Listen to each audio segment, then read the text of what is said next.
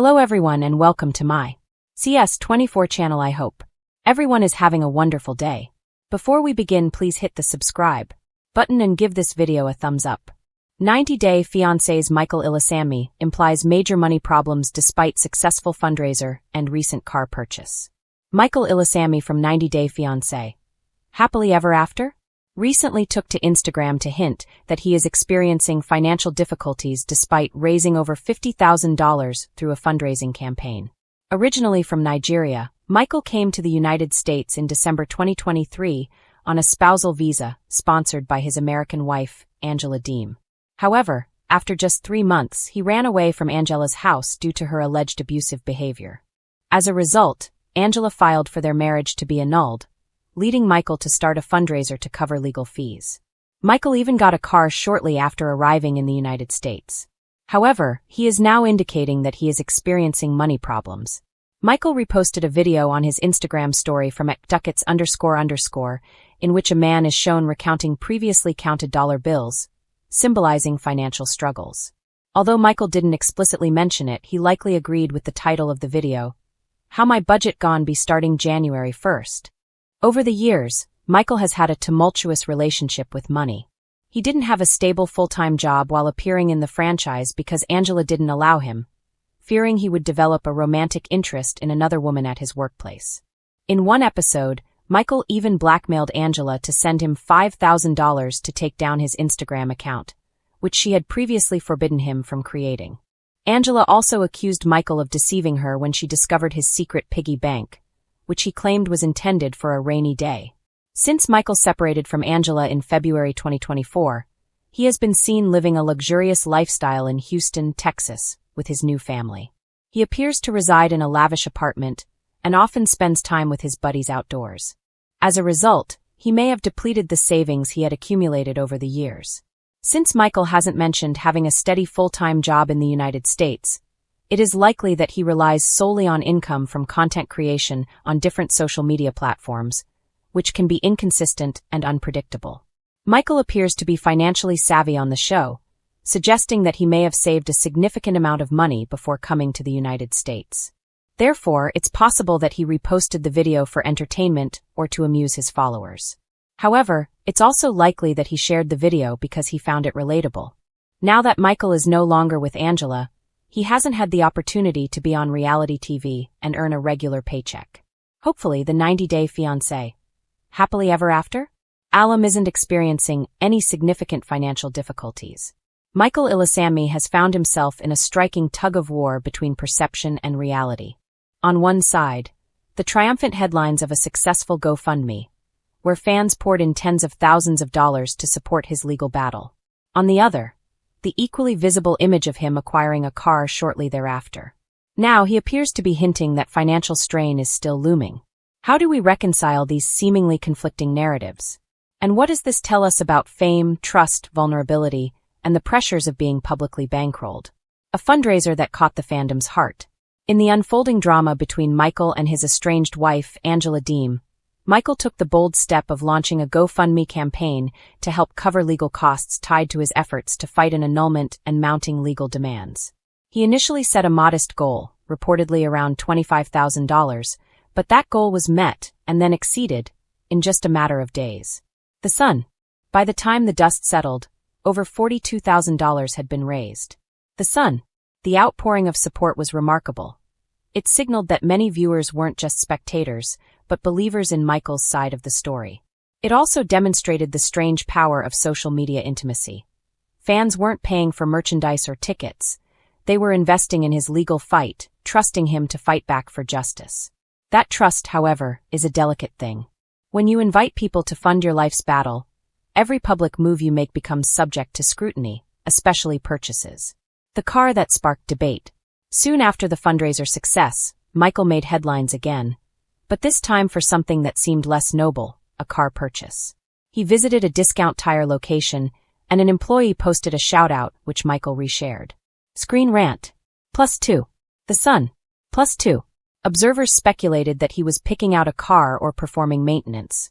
Others jumped to more charged conclusions, that he used some of the donated funds for a vehicle instead of legal costs. The Sun. +2. Screen rant. +2. This fed a narrative that has shadowed him ever since. What does success look like when your supporters' money is involved? To many, it's a moral litmus test. Did he do something wrong? Or did supporters themselves expect something more transparent? Michael attempted to quell rumors, stating that his vehicle acquisition was legitimate and not tied to the fundraiser in a misuse of funds way. Screen rant. +1. But questions lingered. If he wasn't entirely stable financially, why make such a visible purchase? Why not wait until his legal battles were behind him? The tension, public success versus private strain. Here's where things get interesting. Despite the visible fundraiser win and the car purchase, Michael now appears to be signaling that he's under serious financial pressure. He's made remarks and posted content that hint at cash flow constraints, uncertainty, and ongoing legal stress. Screen rant. The implication. Even with the influx from his supporters, he's not out of the woods. This isn't just a story about a reality star doing things in the public eye. It's about the fragile economics of someone whose claims to stability depend on continuously proving themselves worthy of support. Let's explore the costly and unpredictable. Even if he raised $42,000, legal fees, court costs, document filings, appeals, and back and forths with his ex-wife could easily drain that sum. And then some. A successful fundraiser doesn't guarantee a cushion. Cash isn't static. Funds raised might be earmarked specifically for legal work, as many fundraisers mandate. If Michael can't repurpose them for other expenses, he might still be short on cash for living costs, travel, or unexpected bills. Lifestyle expectations and optics. Once you're a public figure who solicits help, those who gave expect accountability and optics that reflect respect. Buying a car can be seen as flourishing, not struggling, which could breed suspicion among donors. The pressure to keep producing. Reality TV stars often rely on brand deals, social media engagement, and continuous visibility to monetize their fame. If Michael's legal troubles limit his ability to promote relationships or collaborate, his income streams may shrink. Privilege and shame in asking for help. There's a tension between appearing grateful, vulnerable, and yet careful not to seem irresponsible. The more public you are, the more every purchase becomes an unintended message. A narrative of contradiction, and what it reflects. This situation is rich in literary and psychological tension. Michael has created a public self who seeks help, who is transparent about need, and then makes moves that contradict the conventional expectations of how one should behave when in financial crisis. His car purchase becomes almost symbolic. Is it a sign of absurd optimism, a defiant act in the face of struggling, or a misstep in PR? And his subsequent hints of financial stress? A dramatic twist in the story. The hero is vulnerable after all. The wealthy benefactor is human. We might imagine internal conflicts. If I don't show that I can still function, people will stop believing. But if I spend too frugally, they'll say I'm squandering or hiding. I need to keep pushing in the courts, but what about daily life costs? What about rent, travel, meals? This car, is it a necessity? Or a luxury? And will people see it as betrayal? The major money problems he implies aren't just about zero sums. They're about reputation, credibility, and narrative control. What this means for fans, critics, and the broader conversation. For fans who donated, this situation may feel like a moral crossroad. On one hand, they believed in Michael's fight. On the other, they want to see honor in how the funds are used. The car purchase, however innocent or unrelated, muddies that trust. Critics will use this as ammunition. He couldn't even manage the money properly. He bought a car instead of finishing the fight. Show business scams. Whether fair or not, that is often the reflexive response when public funds are involved. But there is another angle, empathy. Few understand the emotional and financial dizziness of being in a public legal war, walking a tightrope, trying to keep dignity intact. The tension between making a statement, e.g. car equals forward motion, and safeguarding resources, legal costs first, is real. It also forces us to rethink how celebrity fundraising works. When fans become creditors or benefactors, the pressure to perform morally escalates. The person raising must act responsibly not just financially, but narratively. A speculative timeline imagined. To illustrate the possible internal arc, here's a fictional but plausible sequence. Launch of fundraiser. Michael, seeing mounting threats from Angela's legal strategy, appeals for help. Supporters rally. Funds secured. He receives more than the goal.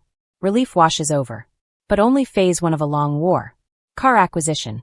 Maybe he needs mobility, to drive to court, travel between appointments, or even just maintain independence. But his timing is scrutinized. Rising legal bills and hidden needs. Medical bills, attorneys, affidavits, travel copy fees. Expenses multiply beyond what the fundraiser covered. Regular bills, phone, rent, insurance also demand their due. Public signals of strain. Posts, stories, cryptic remarks hint at tight months ahead. Unexpected costs needing to stretch resources. Feedback loop. Critics point to the car. Supporters bristle. Michael must navigate both assuring donors and managing real constraints. Next stage of trust. Whether he endures, rebuilds, or falters depends not only on legal victory but narrative control. How he frames decisions, transparency, and ongoing communication with supporters. Final thought, the paradox of public need. Michael Ilesanmi's situation reveals a paradox. Asking for help in public makes every step afterward symbolic. Buying a car isn't just a practical decision. It's now a plot point. Struggling after a donation isn't necessarily a sign of misuse. It might just be the cruel arithmetic of real life. He's caught between two roles, the man seeking justice and the man accountable to a crowd. If he leans too much into either, he risks alienating the other. For now, his hints of major money problems serve as reminders that even when donation goals are surpassed, survival isn't guaranteed. In the end, the question might not just be whether he mismanaged funds, but whether any of us can truly trust the public face. And whether Michael will be able to steer this narrative so that his honesty about struggle becomes part of the victory, not a weakness.